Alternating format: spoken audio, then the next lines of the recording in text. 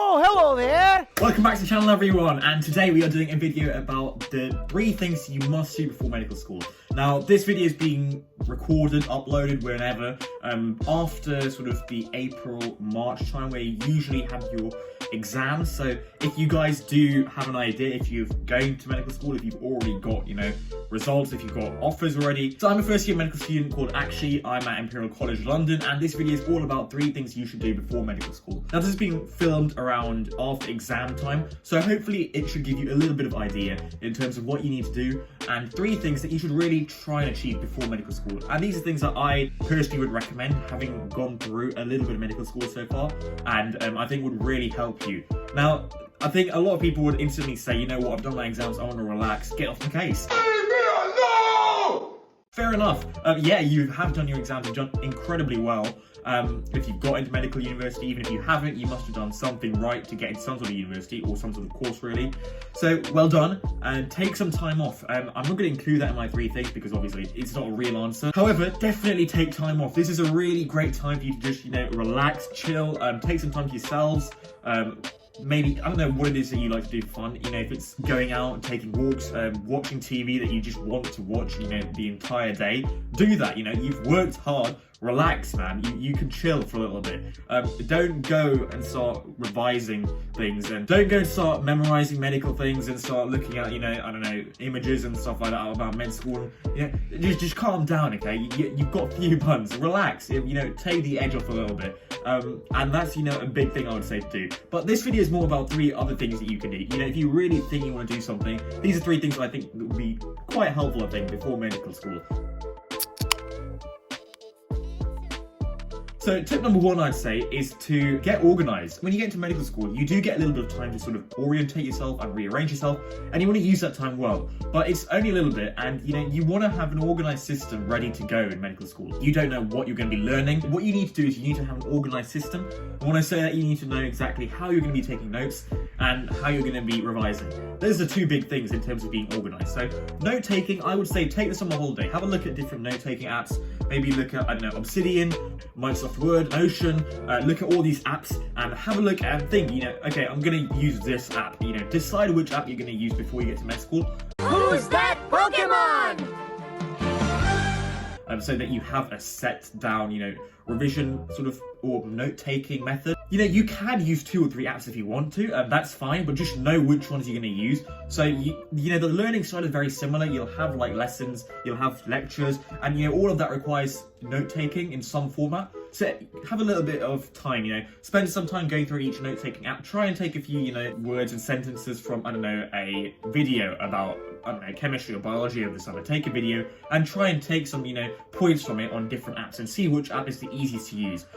All the things to consider, which app is available in your country, which app is available to use really well and easily. So there are a lot of things you need to think about. And I think getting a note-taking system is such an important thing and can really help you before you get into medical school. Because once you get in, you don't want to waste time, using different note-taking apps because you're already learning, you've got to have a system ready to go. And I think that's really important. So tip number 1 would definitely be to have your note-taking system ready.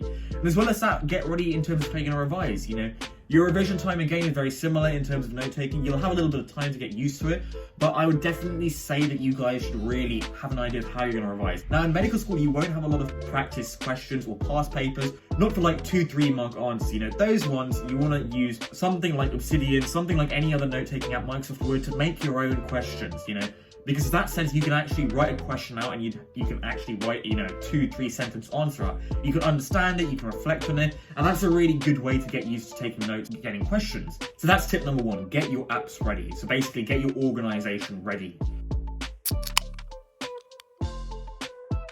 Have an idea of what you want to do at medical school. So medical school is very different and you have a lot more choice of what you want to do.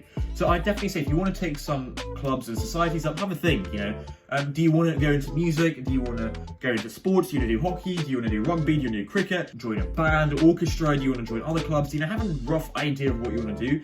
You don't have to do anything, no one's saying that you need to do this, that or the other. It's really up to you at university. There's no sort of compulsion that you have to do this. So have a think, you know, do you want to do this? Would you like to have a go at this? Take a look at the university in terms of their open days, have a look at them, you know, what clubs look really cool, what clubs look exciting. And it's really important when you study medicine, it's all about trying to do other things as well. So find stuff that you enjoy and you'll tend to find you do a lot more time in that. You don't want to do things you don't enjoy at medical school because no one really cares about, you know, what hobbies you do, what sports you do. It's more about your own enjoyment. So at this point, it's really, if you enjoy it, keep doing it. If you don't enjoy it, don't do it. And the final tip is to get a hobby, get something new going. For me, it was YouTube. I always wanted to do something different and I thought YouTube looked pretty cool. So I had to go at that and I started that in the summer. I would say definitely start it early. I waited a bit of time to start YouTube in the summer because the summer is a great time for you. It's literally, you can spend ages on it and you can spend time, you know, getting used to it, editing, filming. For YouTube, it's a really good idea. Or you don't have to do YouTube, you could do something like creating a business if that's what you want to do. A lot of people out here like doing businesses, for example, selling stuff. If you want to do that, go for it. Find something that you can create over the summer and really do well, you know. Or start tutoring over the summer, you know, it can be really fun. Sort of not a high key sort of something that you have to do, you know, something that's really up to you. And try and find something new. It doesn't have to bring in money, but it's always good to have money in. Money! So some passive money sort of thing going on the side is really good to start in the summer, because when you get to medical school, you don't have time to really engage yourselves in, you know, things to earn money, jobs, salaries, you know. So these passive income things like tutoring, YouTube, careers, anything, sort of advising, schools, you know, things like that, it can be really easy to get money through that. And once you started it, it's really easy to just have it, you know, running in the background almost while you're at medical school. So I'd definitely recommend starting one or two of these things and then having a go. You can always stop them whenever you want to because no one's, you know, looking at you, no one, you've not told anyone you need to do this. So you can always, you know, say, I don't want to do it anymore when you want to do it. So please do start something over the summer. Just, you know, to widen your sort of experiences, and it really can help you develop your skills a lot. So I heavily recommend you do that. So make sure you start something over the summer. And that's something that's really important, especially when you have a lot of time on your hands. You want to take time off, definitely. Immediately take some time off. But as well as this, you want to keep some things going in the summer. You know, don't waste your summer away in a sense. Do some things as well, you know, something, whatever you want to do. But don't, you know, sort of go full on with it. You know, take some time off, relax, take a holiday, watch TV, go to play sports. I don't know what you guys do. And whatever you want to do, do it, because that's really important. And yeah, that's all I'd really say. I'd really say that those are the only three things that I would have done differently. Tip one is really important. Get an organisation system. This shouldn't take you your whole summer, maybe a few weeks, maybe a month.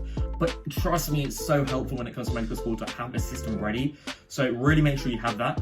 As well as this, also make sure that you have an idea about what you want to do when you get to med school, med university. Make sure you think of, you know, the things you want to do really, and what kind of clubs you want to get into, what kind of societies. I mean, it's really good to start thinking about these things early so that when you get to university, you can sort of jump into these things.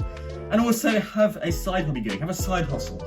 Create one of these things, you know, anything. It doesn't have to be a specific one. If it brings in money, great. If it doesn't, that's fine as well. But have a go, you know. You never know which one you're going to enjoy. You never know which one you're not going to enjoy. So please do have a go at these things because they're really useful and they can help you a lot. So those are the three things I'd say to do after your exams and when you're in summer holidays. From an Imperial College student, these things would have really helped me, I think, had I done them. But, you know, I think I'm going to try and do these things more in the summer holidays coming up so that, you know, I can improve my next year, you know, whatever year I'm going into. I can hopefully make it a lot easier for me to do. So yeah, definitely that's what I'm going to do. Hopefully you guys do. If you've got any other ideas of what you want me to talk about, drop in the comments below. If you're new to the channel, make sure you subscribe, hit the like button, and we'll see you in the next video. Peace. Bye-bye.